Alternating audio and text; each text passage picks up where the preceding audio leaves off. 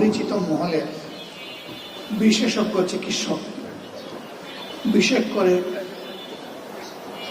হৃদরোগ বিশেষজ্ঞ যারা এবং স্নায়ু বিশেষজ্ঞ যারা, তাদের একটা বোর্ড বসলো এবং সেখানে 22 জন চিকিৎসক ছিল।